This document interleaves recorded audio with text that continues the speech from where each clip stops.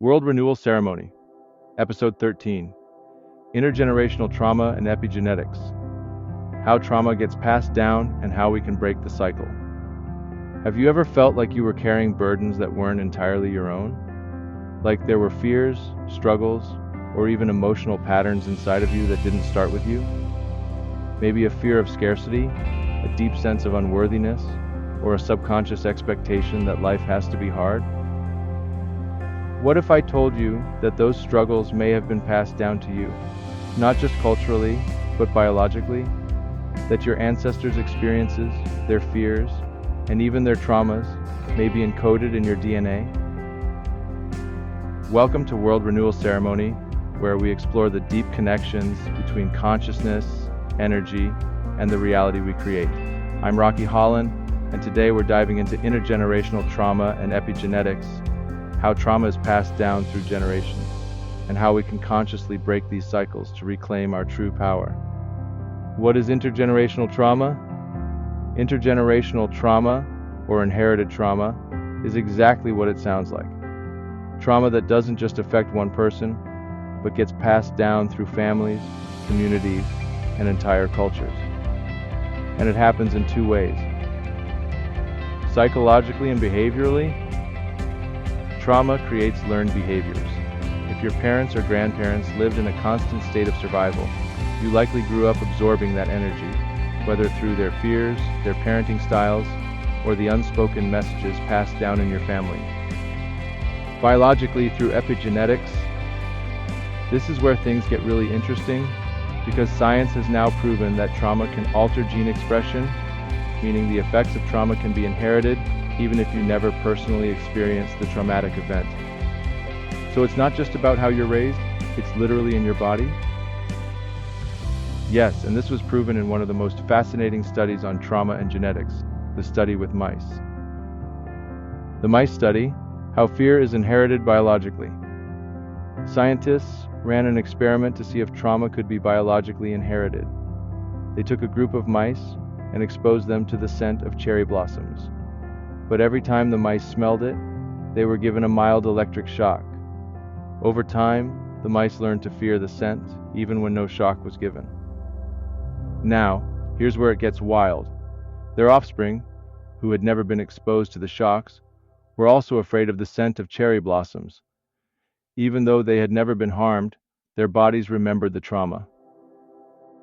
This means that the fear response had been encoded in their DNA and passed down genetically. Their nervous systems had inherited the trauma of their ancestors. That's insane. So if that happens in mice, what does that mean for humans? It means we may be carrying trauma responses that aren't even ours.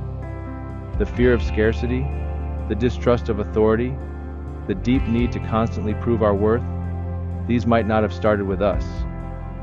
They might have started with ancestors who lived through oppression, war, famine, or violence. How systemic trauma gets passed through generations. Now let's connect this to the real world. If trauma can be inherited, what happens when entire communities experience collective trauma? Think about African American communities, descendants of prisoners of war and forced enslaved people, placed into a system that dehumanized them for generations. Think about indigenous communities, entire cultures disrupted, languages erased, histories rewritten. Think about immigrant families fleeing war, poverty, and oppression, carrying the trauma of survival into a new land. If trauma rewires the brain and the nervous system, and if it gets passed down through both genetics and behavior, then entire generations are still biologically and emotionally carrying the survival responses of their ancestors. That explains why some people always feel like they have to work 10 times harder, like they're never safe, even when their lives are fine on the surface.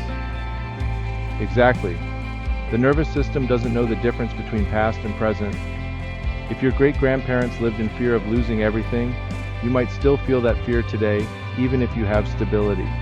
It's embedded in your DNA, in your subconscious, in the way your family talks about money, security, and success. The quantum connection, trauma, energy, and entanglement. Now, let's take this beyond biology. We know from quantum physics that particles that were once connected remain entangled, no matter how far apart they are. If everything in the universe was once one, then we are still entangled with the energy of our ancestors. What if trauma isn't just passed down through genes, but through energy fields? What if our bodies and consciousness hold not just memories of our own experiences, but the experiences of everyone who came before us? This would explain why ancestral healing practices exist in every culture, because people have long understood that in order to heal ourselves, we must also heal our lineage. How to break the cycle and rewire our inheritance. If trauma can be inherited, then healing can also be inherited. When you break the cycle, you don't just heal yourself, you heal future generations. Here's how we start breaking free. Regulating the nervous system, teaching the body that it's safe. Breathwork, meditation, grounding exercises, these all help the body release inherited fear and step into a state of calm creation. Try the 4-7-8 breathing method to reset your nervous system. Inhale for 4 seconds, hold for 7, exhale for 8. Conscious reprogramming, rewriting inherited beliefs. Question what you've been taught. Does success have to be hard? Does struggle have to be constant? Or were these beliefs passed down as survival mechanisms? Affirm new realities. I am safe to succeed. I am safe to experience ease. I break the cycle. Energetic healing, breaking free from quantum entanglement. Practices like Reiki, ancestral rituals, and visualization techniques help release generational trauma on an energetic level. Imagine yourself cutting energetic cords to old fears and stepping into a higher vibration. That's powerful. Realizing that healing yourself is actually healing your entire lineage. Yes, and the more of us who do this, the more we raise the collective vibration. So, here's your challenge for this week. Identify one inherited pattern that might not be yours. Is it fear, scarcity, a belief about struggle? And then start shifting it, whether through meditation, affirmations, or conscious healing. I want to hear from you. Have you ever felt like you were carrying something that didn't start with you? Let's talk about it. Message me, leave a comment, and let's explore this together. Until next time, keep questioning, keep expanding, and remember, you are not your ancestors' fears, you are their wildest dreams.